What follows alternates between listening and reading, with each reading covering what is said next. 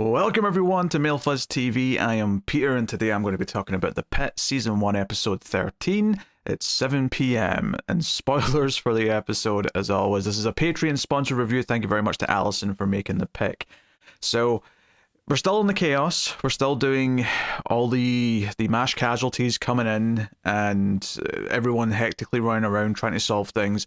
This episode has a very specific focal point though. Which is not to say that it's not hectic and that we're not jumping around a bunch of characters. We are, as per usual, there's tons of characters doing stuff at any given time. And remembering all those little details is a nightmare, as I usually say. But there is a central one that definitely takes precedent as the main story of the episode.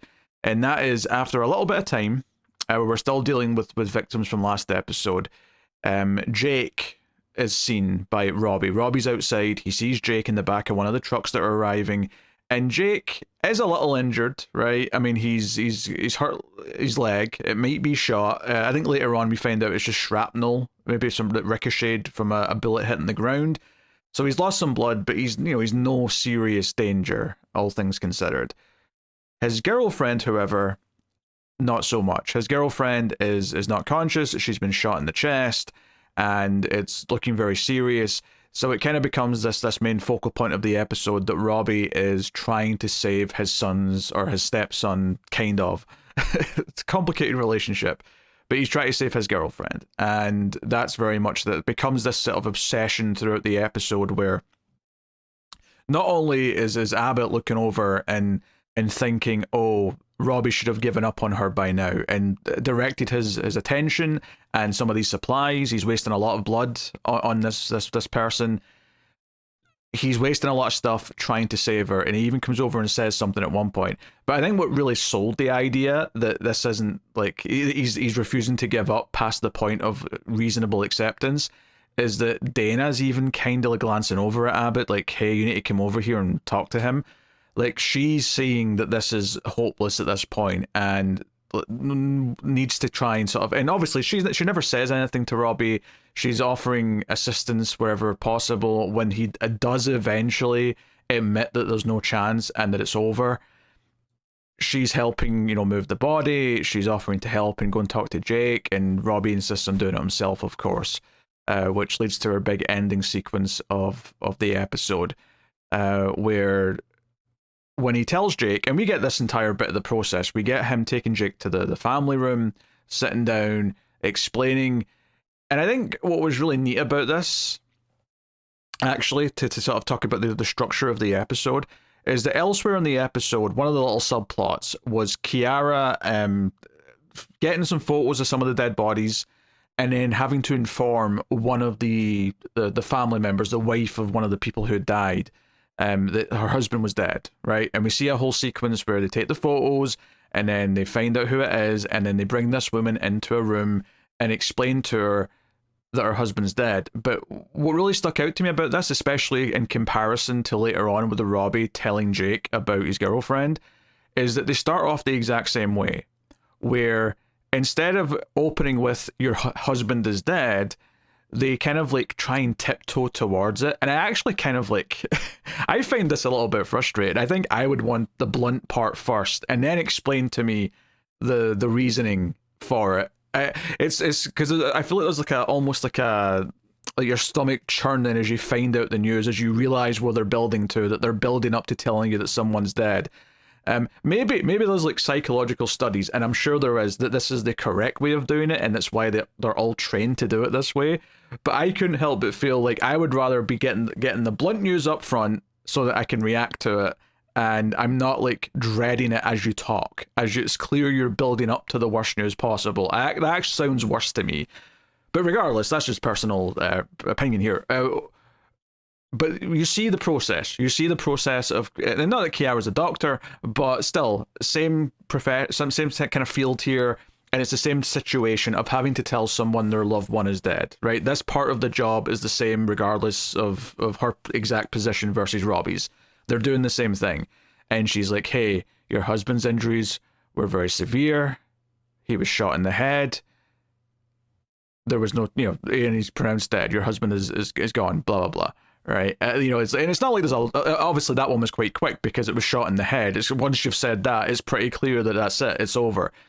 But Robbie kind of does the same thing with Jake, where he says she was shot in the heart, and we tried to give her blood. We drained the liquid that was flooding their lungs. We did this, this, and this, and he goes through the process, and that didn't work. So I had to do CPR. You even saw that part because there was a sequence where Jake kind of snuck back into the ER, and Robbie had to yell over at him to go. And one of the others is trying to get rid of him as well. But it's all played for obviously drama in the moment. But Robbie's able to use it here and say, "You saw me do that part. You saw me trying to save her." And eventually, when he finally says, "Is she dead?" or whatever, and Robbie confirms it, we've built up to it, and we've already seen this happen to a guest character, right? Someone who is a complete unknown, someone who's just here by happenstance. Now, this is someone that's actually got a relationship with Robbie, and we see how hard it is for him to say this. And that's maybe the big thing about this, is the performance here, particularly from Weil, delivering this is very good. And when Jake insists that he wants to see her, and he's not really supposed to, because the bodies are being kept as part of the investigation, Robbie can get him in by saying it's for identification purposes, and sure enough, he does. And he wheels him into the room, and it's the same room. It's the children's room with all the drawings on the wall that we know Robbie's had a bit of a breakdown in before. And he starts having flashbacks to the COVID crisis when he's in here, and like the loss of life and all that stuff. And this scene, it's got stages to it, which is just the initial reaction of Jake. And then you've got Jake asking questions and even saying, why didn't you save her? Why not her? And Robbie kind of breaking down and trying to explain why. And then Robbie getting to the stage where he starts to break down even more and says he remembers everyone who's died today. He's not counted the people that he saved. He's not going to remember all the people that he was able to help. But then he lists, and this is good storyline telling for a season of TV, he then lists all the notable people who have died under his watch over the course of the season. And I'm not going to try and remember them all, but the girl who drowned, the 18-year-old who had the overdose, with the parents who were there for several episodes. Like, he goes through every single major death that he could not stop throughout the season. And because we have seen him go through this entire day, we have seen every single step of that process, it hits quite hard and it feels quite resonant, because it's not just him pulling stuff out of his ass. It's not just referring to backstory they've written in for the character. No, we saw him go through all this. And we see this idea that these are the ones that stick with him. No matter how many people he saves, even if it's 10 to 1, 20 to 1, 50 to 1, he saves 50 lives for everyone that he can't save. It's the ones that he doesn't save that he remembers.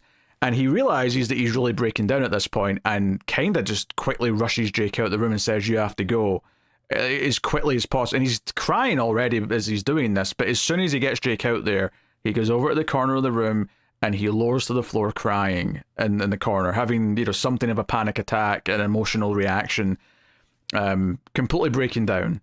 It's finally hit him. Like, he's been sort of running against the clock all day, all season, trying to put on this brave front. And to be fair, I don't think anyone's going to hold it against him for, after all of this, it's not failing to save someone that he kind of knows, that's important to someone that he cares about. The tragedy that they're currently in the midst of, trying to deal with this crisis. No one's going to blame him for finally breaking down here, but we have been building to it even before all this stuff kicked off. We were building to, over the course of the day, of him having these little moments of remembering the past and building up to this. And he's always, tried to hide whenever he has a moment. He goes into the bathroom, he tries to keep it away from people so they don't know that he's hurting. He wants to put on the brave front. So, yeah. And I think it's also very clear when he is still working on the girlfriend that it's clear that he's not supposed to anymore. Like, we know as the audience that he is pushing this past the point of just desperation, trying to save her, because this one means a little bit more to him. For the obvious reasons. So I think all that stuff's really well handled. I think the performance from Weil as he's breaking down in that final sequence really sells the entire thing. It's tough to even say too much more about it. But like I said, giving us the vanilla version of breaking the news to someone with Kiara and like the random guest star from earlier in the episode really showed how much more it was hitting Robbie in the scene later in the episode, and how much more difficult it was when he knew the person he was talking to, and it was like this tough thing to have to deliver. But obviously, he was always going to want to deliver that himself. He wasn't going to let Dana or someone else go in and talk to Jake. He was going to do it himself. So, no. So that was the big thing and the center focus of the episode, but by far was that. But obviously, there's tons of other stuff going on, sprinkled throughout. There's several moments where there's people looking for one of the attendees or whoever to come and supervise something because they can't do it on their own. And the students are having to take risks on their own, and sometimes completely justifiable because there's no one else around. But would you believe it's Santos who pushes things a little bit too far and kind of gets told off by Abbott for it? I mean, the reaction when he catches her like doing this procedure towards the end of the episode is, what the shit? What the hell are you doing? But then afterwards, he kind of says, look, you pulled that off and you saved their life. So he kind of gives her like a pat in the back as well, but does also make it clear that you cannot do that on your own. And it kind of felt like she was doing something that she kind of saw someone else do earlier in the episode, and she's like, I want to try that. It felt like she was pushing things a bit too much. So again, her eagerness, I think, still feels like it's building to a downfall. I actually thought this was going to be it. I thought this woman who had the leg wound was going to die because Santos jumped the gun here, and I was kind of surprised that it ended up going in the positive direction. So we'll see how that goes. But there's a whole bit before that where she's running around trying to find someone to come and supervise them, and she can't. So she ends up getting frustrated, and mixed with her personality, which really wants to try things, she kind of just goes for it and takes the lead. And Whitaker's like, really? We're doing this and that. The old hippie almost dies at one point. There's a woman who's completely like just staring into blank space and just not taking in the world around her. There's a clown who's been shot in the arm, and he's not in the best of moods. So there's a lot of little things sprinkled throughout. I guess one of the other big things is this idea of like the rumors spreading. So the end of the last episode was that the military police had shown up to guard the hospital. And when this sort of spreads around, there's like, oh wait, is they coming here? Is the culprit coming here? Maybe, is that a possibility? And it's actually Javadi's mum who like tells them all to shut up and stop spreading rumors when she realizes there's no actual weight to this. Because when she says to Langdon, wait, have you heard that? And he's like, well, anything's possible. And she's like, all right, shut up right now. Unless someone's actually given you something solid that we should all be worried about, do not spread something like that. So, yeah, there's a lot of that going on, and everyone kind of trying to stay on their toes throughout the episode. Mikhail, like, she has a whole moment where her leg, bracelet thing goes off, and it's like interrupts everything, and everyone's hearing it, and she's like, son of a bitch. Because they set this up earlier in the season, of course, that sometimes it malfunctions and goes off. She just takes a drill to it and, like, breaks it. And Whitaker's like, are you going to get in trouble for that? And she's like, probably. And just kind of like goes on. Also, the crisis with her son, like needing to go to the bathroom, but he can't really like see all the stuff that's going on. So she brings him a urinal, she calls it. Maybe I'm undignified, but I would have just called it a piss bottle. But the kid feels a bit self-conscious about using that. So, yeah, I mean that's like a light little moment surrounded by all the chaos. I guess probably the biggest moment in the episode that really stuck out from like a sort of like a just like a standalone thing is they bring in one of the patients, one of the victims who's been shot, and he's in pretty rough shape. He's kind of out of it, but he does kind of wake up in a bit of a kind of like reaction and rage, and goes for his like ankle, and then they realize that he's got a gun strapped to his ankle that no one's caught yet because they've not like taken off his trousers. And Langdon yells out he's going for his gun, and like there's a shot where you just see like everyone in the ER duck at the same time, and like one of the military police run up and like grab the gun off the guy's like holster and like checks it and make sure it's like detained, and they take his ID away. To try and see if like is he possibly the culprit of what's going on, and they come back and say later on, no, he's got a license for this. He's a store owner. There's nothing to suggest that he's anything to do with this. But just this, in this moment, this guy reached for his gun, maybe because he's still thinking about what he'd get shot during. Maybe he's still having flashes of that. So everyone has this panicky moment, and then they all get back to work afterwards. And it was just kind of wild, just all of them in sync, all going down at the same time, and them all bracing for potential crisis. And it was just kind of like, man, their jobs are hard enough right now without the risk of this happening. You know, without the fear that they're also going to get shot at any given point. So, and then speaking of things to do with culprits, the son, the troubled teenage son, shows up. Just kind of casually walks around and tries to go into the hospital, and like the guard says, hey, like there's an emergency going on, you can't go in there.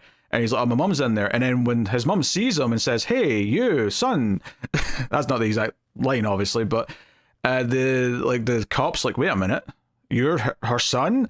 And he's like, oh, you need to come with me right now. And then like he tries to run away, and like two of the cops like grab him and pin him down and kind of hurt his head. And they bring him inside, and it doesn't seem like he's got anything to do with what's going on, right? It doesn't seem like he's actually done anything today. Obviously, his list was very, concerning. But one, it doesn't match up necessarily with what's happening today at the festival. But also the way he's just walked in, there's very little kind of like expectation of anything from him. He's just kind of like being a dick, basically. I actually quite like that he has nothing to do, seemingly, with what's going on. I'll be surprised if it turns out he does have anything to do with it, just because it would actually be like a little bit too neat of like a TV bow, like a little ribbon of writing for him to be the culprit of what's going on. I actually really like that he's got nothing to do with this big event that's happening. It would be very kind of by the numbers TV writing for him to turn out to do something like this by the end of the episode. Something this big, especially since we already have, people who we know at the event who are, injured and dead even, that they set up earlier on in the season. So I think him just being this like potential, this potential threat in the future, and something that Mackay has recognized, that Robbie's recognized. It's not so much that he's going to be the one whose story's told by the end of the season, but more just that what else happens is kind of like, hey, this is where that kid could be going in a couple of years' time if things aren't caught, if he doesn't get the help he needs to get through whatever it is he's going through and help him. So, no, I like that development on that. I liked how it didn't really have that much to do with what's going on, even though everyone obviously had jumped to some sort of conclusion. But it also tied into this idea of the culprit coming to the hospital. So for a split second when you see him, you're like, oh, is he here to like cause more trouble? And again, it doesn't seem like he is. It seems like he's just annoyed that he's been taken away and they're checking him out medically before they go and question him and whatnot. But yeah, so yeah, all I think, yeah, the chaos of this episode and last episode are quite something. And I'm no doubt going to forget to talk about something. In fact, I remembered after I talked about the last episode that I didn't mention the reporter who was trying to get photographs and then slipped in the blood. I completely glossed over that scene because there was so much to try and keep track of with all these other characters, and they all get moments here. There's a lot of Whittaker juggling a couple of patients who are, and he's like so scared that he's going to lose another one, where the hippie guy like passes out and then he wakes up and he's like, oh, thank God you're not dead. But then when he thinks he's asleep a minute later, it's like, no, he's like not responsive. Something's wrong here. And they end up having to, like, I think it's some... Yeah, actually, this was a good little bit, again, of season storytelling and a nice little flipperoo of some characters, because Samira, her whole thing earlier on in the season was that Robbie was giving her shit for taking too long with patients, for drawing things out, and she had her reasons. She was trying to get to understand them, make them feel comfortable, and to have a sort of therapeutic relationship as well as the actual physical medical care. But she was criticised for that by Robbie as taking too long. So it's a nice little twist of fate that in this episode, Robbie's spending too much time on one patient, understandably so, but he is, and Samira's the one who, when they're like, hey, we need to try and drain blood from this guy's skull because it's going to, the blood's pushing against his eye or something, he's going to die, yada, yada, yada. And she's just like, well, we don't have the proper apparatus, but just give me the syringe. I'll just do it with like one of the regular ones. And she just kind of thinks on her feet and does it. And it works. It saves the guy's life. and she comes out looking kind of like a badass. And this is actually one of the things I think Santos sees and is like, oh, hey, I want to do the next one. She's like so excited about this just going for it kind of thing. So that kind of motivates her later on in the episode as well. But it's a nice flip for Samira because, she was taking too long before. So it's interesting for her to do the opposite, where she's just thinking of the quick fix because we cannot wait. Because that's what this crisis has put us into, is that all of the procedures that we normally have, we have to skip over a lot of them.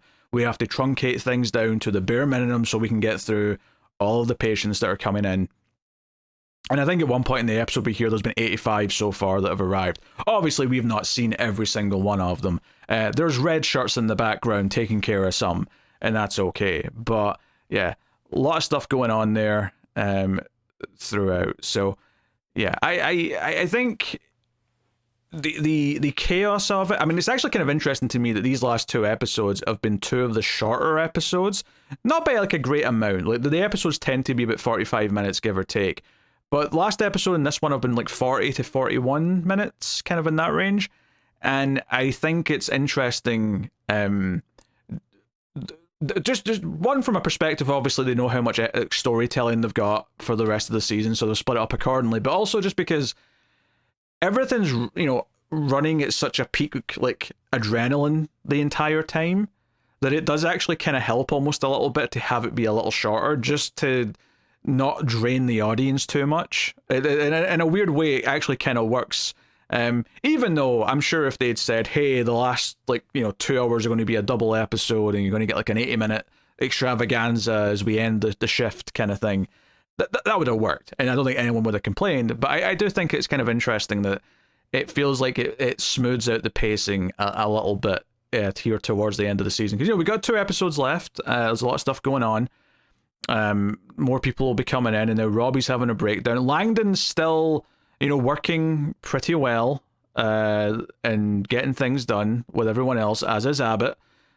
Still no Collins back yet. I'm expecting she will at some point, but hasn't happened yet.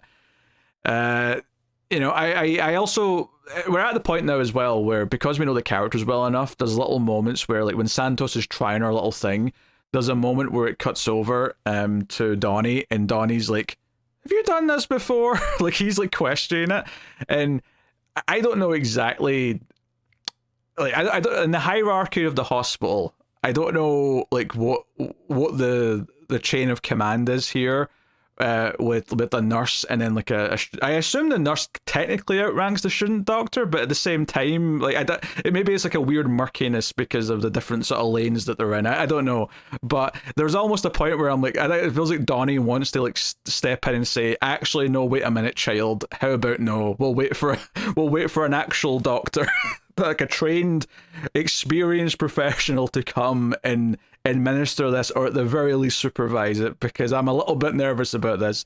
But obviously, in the situation they're in, like, they're not really having much time to think things through. They're just kind of going with the gut, or they're in too much shock of what's happening to really think it through and like sort of like reassess constantly, like someone should do when they're in a very serious profession. But there's no time to reassess when you're churning through this many patients. So no, I think that's very interesting as well. But yeah, be curious to see how we wrap this up now, because we've had the personal sort of character who's now died, and that's connected to one of the main characters. Be very fascinating to see how we actually build to the ending of this now and how things wrap up. I really don't know how that's going to go, and I think this ending on a more of an emotional cliffhanger, if you want. Cliffhanger doesn't even feel like the right word, to be honest. Just an emotional ending. I think that's the right choice, because the last couple of episodes have been very, very cliffhangery. They've been very kind of big things happening. There's a big threat. There's a big disaster going on. Tension. It was kind of nice for this to kind of like go the other way of being like, no, this is about a personal moment where he's breaking down, and we're seeing the weight of what's happening rather than just teasing the audience with the excitement of what's going to happen.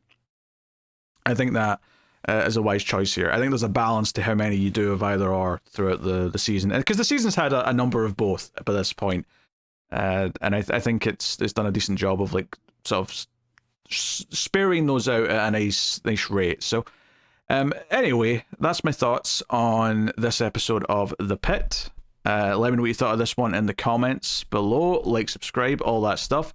Helps out a bunch if you can. Of course, you can support everything over at patreon.com/MailFuzzTV or via YouTube membership. Thanks to everyone who already does. It helps keep everything coming. I'll be back next week with the penultimate episode of Season 1 of The Pit. So I'll see you for that then. Thank you for joining me. Keep watching TV. Have you got any vanilla?